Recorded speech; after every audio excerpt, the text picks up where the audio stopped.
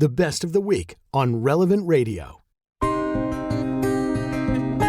La pace sia con tutti voi. Connecting you to a broader faith community. Welcome back to The Inner Life with Patrick Conley. Fratelli, sorelle carissimi, questo è il primo saluto del Cristo risorto, il buon pastore che ha dato la vita per il gregge di Dio. Anch'io vorrei che questo saluto di pace entrasse nel vostro cuore, raggiungesse le vostre famiglie, a tutte le persone, ovunque siano, a tutti i popoli, a tutta la terra. La pace sia con voi.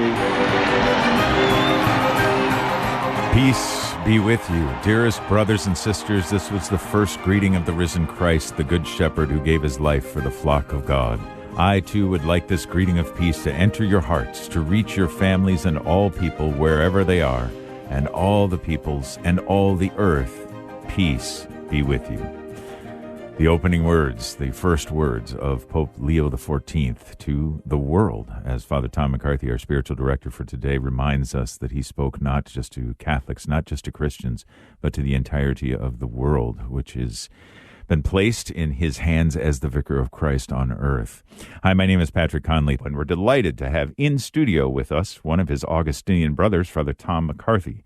I guess one of the questions that I would have stemming right off of those opening words there, peace be with you. I mean, obviously there are many kind of troubled and war-torn spots in our world today, Father, and at least what I've seen, Pope Leo continues to contend worldwide for peace.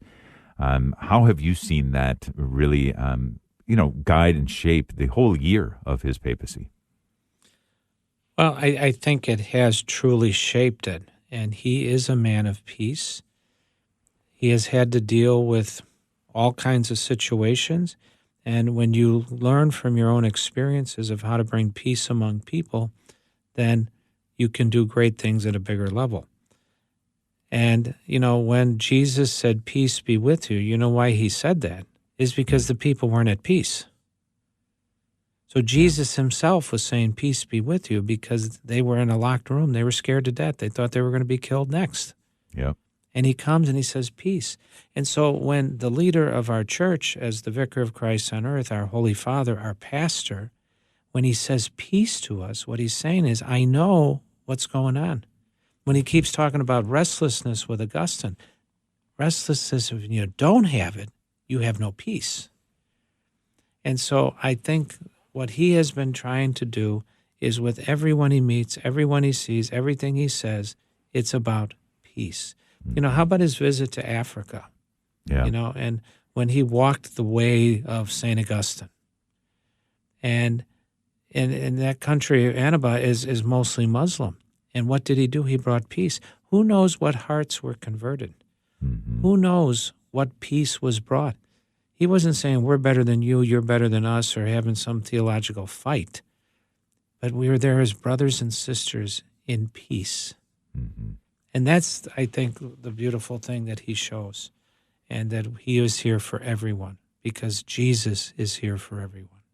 It just resonates so well in the midst of this Easter season as well. I mean, he made reference to that, right? This is the first greeting of the risen Christ, as you pointed out too, Father. And back when he was elected in early May of 2025, that was in the third week of Easter. We're now here in 2026, or in the fifth week of Easter, as we're celebrating a year with Pope Leo, and it fits so well. And it reemphasizes this point that as Christians, we are resurrection people. We are people of the new life in Christ, and we are to live that out. And he I won't say above all, but certainly we would look to him as a guide in this, in living out the peace of Christ in our lives and sharing that with others.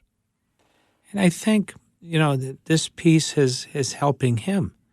The fact that he takes a day off, that is an invitation to all of us to take care of ourselves. Why did Jesus go off into the desert for 40 days? Why did he do that? Because he needed to rest. And if you're going to lead, if you're going to evangelize, if you're going to be a peacemaker, you need to rest. And so taking a day off, which I'm sure he's probably still working, but at least he's in a different way of doing it. Mm-hmm. And I think for all of us, we have to look into our own hearts and our lives and say, how am I evangelizing and how am I at peace and how am I taking care of myself? Mm-hmm. We need to take care of ourselves. Yeah. And, one of the best ways, I think, is through the Eucharist, at Mass and adoration, of just being present. Of course. Being in the presence and let Jesus just give us his peace. Yeah. Can't expect peace exteriorly if we don't have peace interiorly, huh? That was the Best of the Week on Relevant Radio. The best way to listen to the Best of the Week is on the Relevant Radio app. Free and always free. Download and share the #1 free Catholic app today in the App Store.